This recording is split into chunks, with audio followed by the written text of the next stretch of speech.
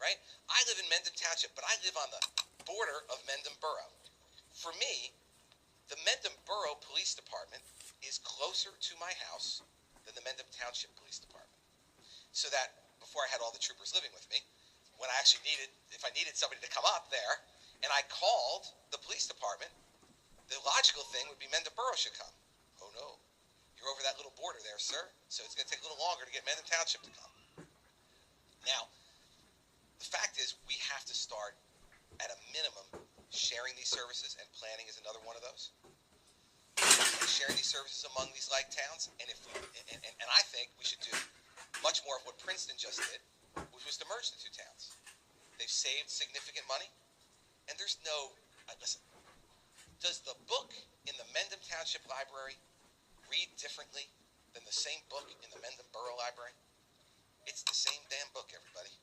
Does the librarian at Mendham Township, as wonderful, and I know her and talented as she is she like 100% better than the woman at the Mendham Borough Library? She is not. I mean, we're paying over and over and over again for this. And here's what happens too, is why I'm using my own town as an example. And my mayor hates when I do this because he doesn't like consolidation. That's because he used to be in the legislature, so he's not used to any efficiency at all. But that's why I use my own town as an example, because most people say, when I make that argument, they go, you are right, Governor, that is common sense, that's smart, we should do it, my town doesn't need it, but your town should definitely merge with some other town.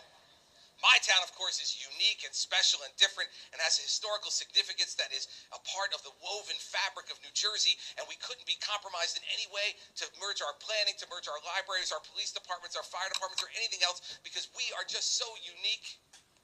You're not. You're not. Every town is special. There's no doubt about that. But you know what? Mendham Township would not be denigrated for a moment, nor would Mendham Borough, if they just became Mendham. Right? If we just called it Mendham, and we just had one government, and one CFO, and one police department, and one fire department, wouldn't that, I mean, like, how would that change what would really be happening here? God forbid we start to talk about the schools. Because we got a separate elementary school in Mendham Township and a separate one in Mendham Borough, and a separate middle school in Mendham Township and a separate middle school in Mendham Borough. And of course, they all have their own principals and their own vice principals, and those people all deserve to be paid. And before you know it, you're thinking to yourself, property taxes only went up 1.7%. It's a miracle. It's a miracle under that system. So you're right, not only from a cost perspective, but an efficiency perspective and all the rest of it. When you have towns that are so tightly configured, remember this, we're a pretty small place. And we got 566 of these things. And guess what? If you think 566 towns in a small place like this is bad, get ready. We have over 600 school districts. We have more school districts than we have towns. How'd that happen? How'd that happen? So you're absolutely right. And here's the problem, though. It comes back to two problems. One is that kind of municipal pride. Hey, you know, I bought a house in Mendham Borough. That's where I wanted to live. I don't want to be a part of Mendham Township. If I had, I would have bought there. I bought here. We all get this kind of provincial selfishness.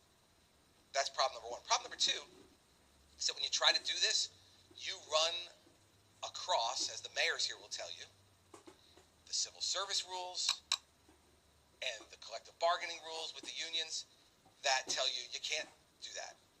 What those rules are set up to do, they say they're set up to prevent political favoritism. And when they started, they were. What they're set up to do now is to absolutely prevent efficiency of any kind. Financial efficiency or operational efficiency. And I will tell you, if you talk to any of these mayors who have to operate under civil service in this state, and you said to them, we'll give you an opt-out, they would opt out. And allow them then to be responsible for managing their towns and being held responsible for it. They're happy to be held responsible. But right now, they got the worst of both worlds. You hold them responsible for things they can't change. Because we make laws at the state level that don't permit them to change it. I see, this is, again, not a partisan issue. I see Dave Del Vecchio here, the mayor of Lambertville. He's a good Democrat. He and I agree on some things. He is. We agree on some things. We disagree on other things. But let me tell you something. I would trust him to make these decisions because I've watched him work. We've worked with each other during crises when Lambertville was flooded and we had to deal with emergencies. I've worked with him in normal times on property tax caps and other things. This is not a partisan issue.